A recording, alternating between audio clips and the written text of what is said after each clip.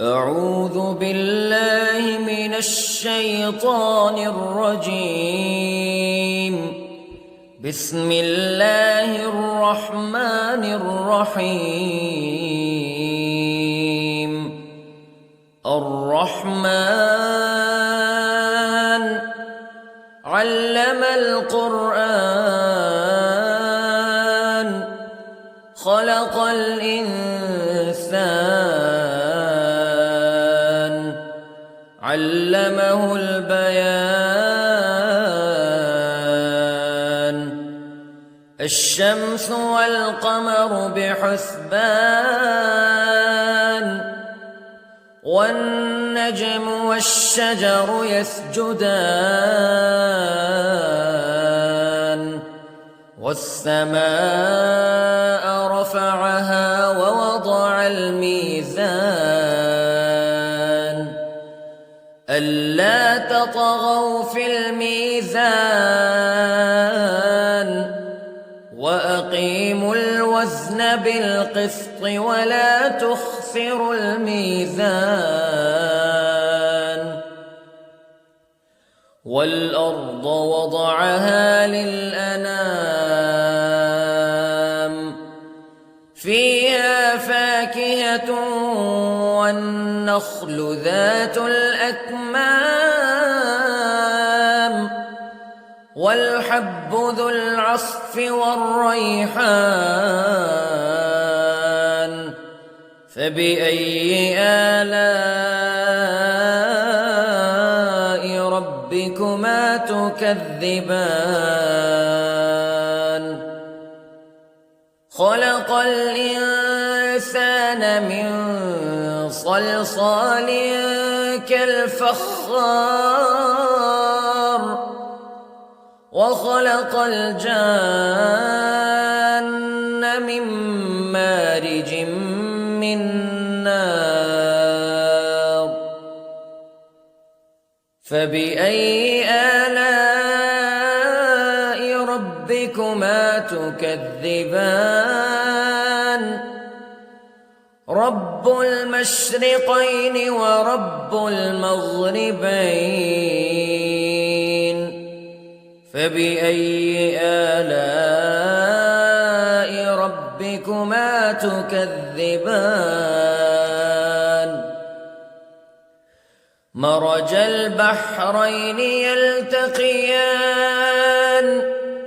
بينهما برزخ لا يبغيان فبأي آلاء ربكما تكذبان. يخرج منهما اللؤلؤ والمرجان فبأي آلاء ربكما تكذبان. وله الجوار المنشآت في البحر كالأعلام فبأي آلاء ربكما تكذبان. كل من عليها فان ويبقى وجه ربك ذو الجلال والإكرام فبأي آلاء ربكما تكذبان.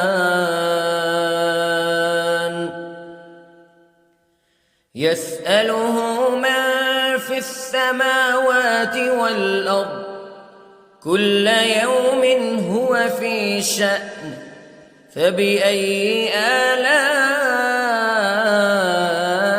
ربكما تكذبان. سنفرغ لكم أيها الثقلان فبأي آلاء ربكما تكذبان.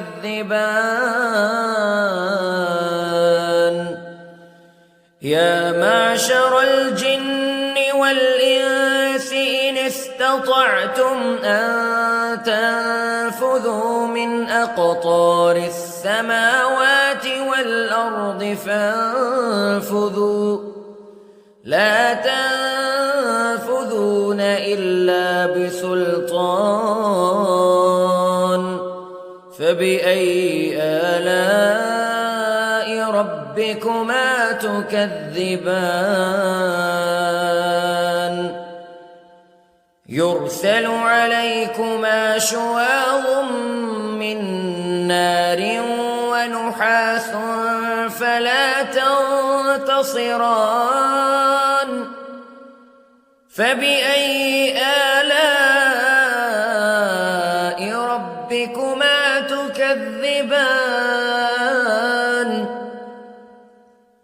فإذا انشقت السماء فكانت وردة كالدهان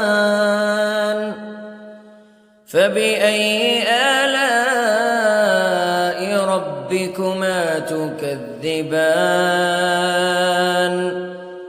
فيومئذ لا يسأل عن ذنبه إنس ولا جان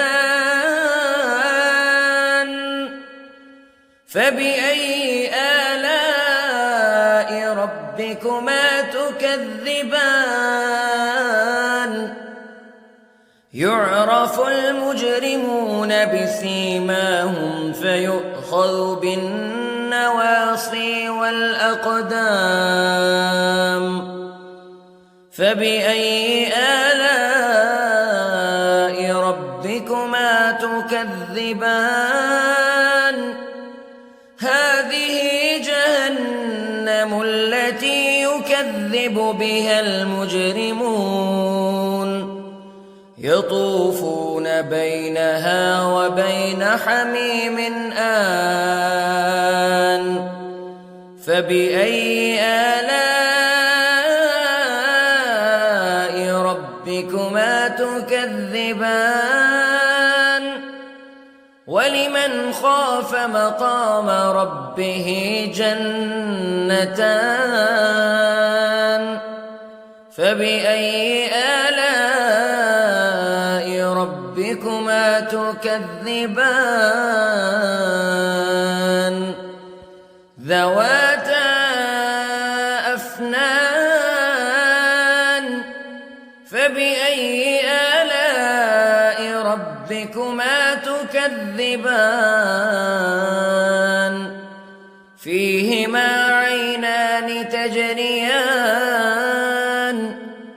فبأي آلاء ربكما تكذبان فيهما من كل فاكهة زوجان فبأي آلاء ربكما تكذبان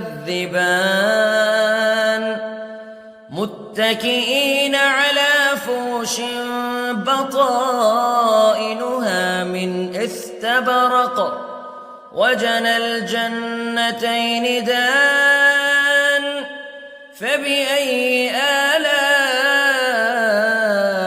ربكما تكذبان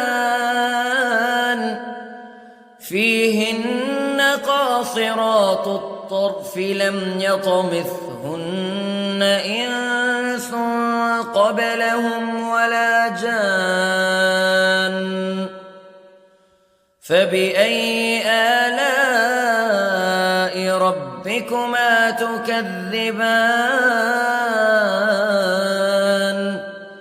كأنهن الياقوت والمرجان فبأي آلاء ربكما تكذبان هل جزاء الإحسان إلا الإحسان فبأي آلاء ربكما تكذبان ومن دونهما جنتان فبأي آلاء ربكما تكذبان مدهامتان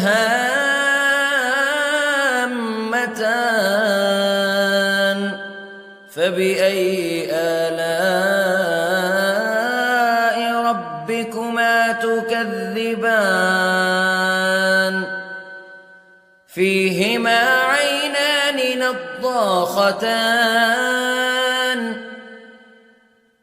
فبأي آلاء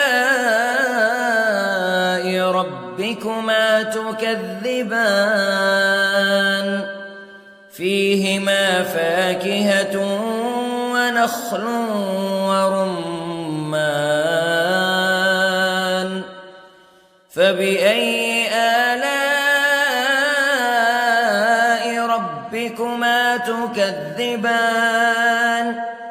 فيهن خيرات حسان فبأي آلاء ربكما تكذبان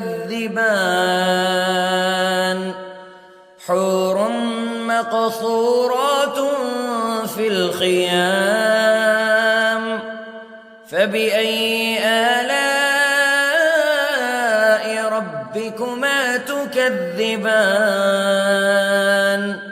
لم يطمثهن إنس قبلهم ولا جان فبأي آلاء ربكما تكذبان متكئين على رفرف خضر وعبقري حسان فبأي آلاء ربكما تكذبان تبارك اسم ربك ذي الجلال والإكرام